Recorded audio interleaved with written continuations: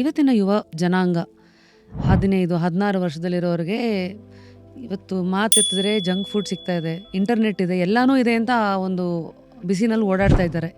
ಆದರೆ ಆಯುರ್ವೇದನ ಕರೆಕ್ಟಾಗಿ ಅರ್ಥ ಮಾಡ್ಕೊಂಡಿದ್ದಾರೆ, ಅದರ ಅವಶ್ಯಕತೆ ಅವ್ರಿಗೆ ಅರ್ಥ ಆಗಿದೆಯಾ? ಜನರು ಜನ್ರೇಷನಿಂದ ಜನ್ರೇಷನಿಗೆ ತುಂಬ ವೀಕ್ ಆಗ್ತಾ ಇದ್ದಾರೆ.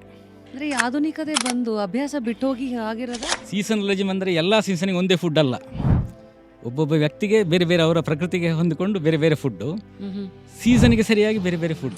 ಪ್ರಸನ್ನ ಆತ್ಮ, ಇಂದ್ರಿಯ, ಮನಃ ಎಲ್ಲ ನಮ್ಮ ಇಂದ್ರಿಯಗಳು ಯಾವುದು, ಕರ್ಮೇಂದ್ರಿಯ, ಜ್ಞಾನೇಂದ್ರಿಯ, ಉಭಯಾತ್ಮಕ ಇಂದ್ರಿಯ ಆಗಿರುವಂಥ ಮನಸ್ಸು, ಇದೆಲ್ಲವೂ ಕೂಡ ಶಾಂತ ಆಗಿದ್ದರೆ ಮಾತ್ರ ಆ ವ್ಯಕ್ತಿ ಸ್ವಸ್ಥ ಅಂತ ಡೆಫಿನೇಷನ್ ಇದೆ. ಈಗ ನೀವು ಒಂದು ಸಾಫ್ಟ್ವೇರ್ ಕಂಪನಿ ಇದೆ ಅಂತ ಇಟ್ಕೊಳ್ಳಿ, ಅಲ್ಲಿಂದ ಎಲ್ಲ ಸಾಫ್ಟ್ವೇರ್ ಇಂಜಿನಿಯರ್ಸ್ ಹೊರಗಡೆ ಬರೋ ಟೈಮಲ್ಲಿ ನೀವು ಅಲ್ಲಿ ಗೇಟ್ನಲ್ಲಿ ನಿಂತ್ಕೊಂಡ್ರೆ ಎಲ್ಲ ಕೂದಲು ಹೋಗಿರ್ತದೆ, ಕೂದಲು ಭಾಳ ಕಡಿಮೆ ಆಗಿರ್ತದೆ, ಇದ್ದವರಿಗೂ ಬೆಳ್ಳಗೆ ಕೂದಲಿರ್ತದೆ, ಬಾಳ್ನೆಸ್ಸು ಜಾಸ್ತಿ ಜನರಿಗೆ ಇರ್ತದೆ, ಸ್ಪೆಕ್ಸು ತುಂಬ ಜನ ಹಾಕ್ಕೊಂಡಿರ್ತಾರೆ.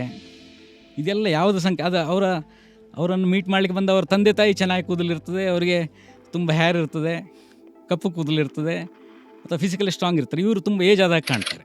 ದಿನಚರ್ಯೆಯಲ್ಲಿ ಆಯುರ್ವೇದದ ಪ್ರಕಾರ ನಾನು ಬೆಳಗ್ಗೆಯಿಂದ ರಾತ್ರಿವರೆಗೂ ಏನು ಮಾಡಬೇಕು ಸರ್? ಜೀವನ ಅಂತ ಹೇಳಿದ್ರೆ ಬದುಕಲಿಕ್ಕಿರೋದು, ಚೆನ್ನಾಗಿ ಬದುಕಬೇಕು. ಜೀವೇಮ ಶರದ ಶತಮ್ ಅಂತ ಹೇಳಿದ್ದು ಅಂದರೆ 100 ಕಾಲ ಚೆನ್ನಾಗಿ ಬದುಕಿ ಅಂತ ಹೇಳಿದ್ದು.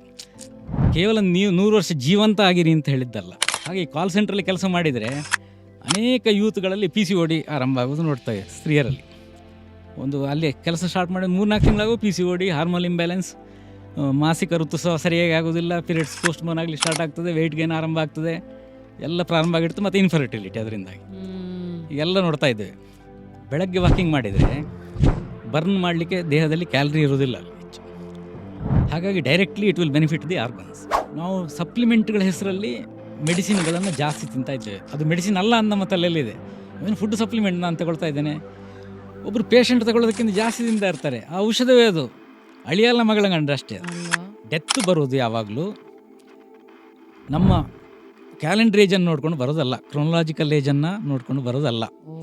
ಅದು ಬರೋದು ನಮ್ಮ ಬಯಾಲಜಿಕಲ್ ಏಜ್ ಹೊಂದ್ಕೊಂಡು, ನಮ್ಮ ದೇಹಕ್ಕೆ ಎಷ್ಟು ವಯಸ್ಸಾಯಿತು ಅದಕ್ಕೆ ಸರಿಯಾಗಿ ಡೆತ್ ಬರೋದು. ಫುಲ್ ವಿಡಿಯೋನ ನೋಡಿ ಆನ್ ರ್ಯಾಪಿಡ್ ರಾಶ್ಮೀಸ್ ಯೂಟ್ಯೂಬ್ ಚಾನಲ್.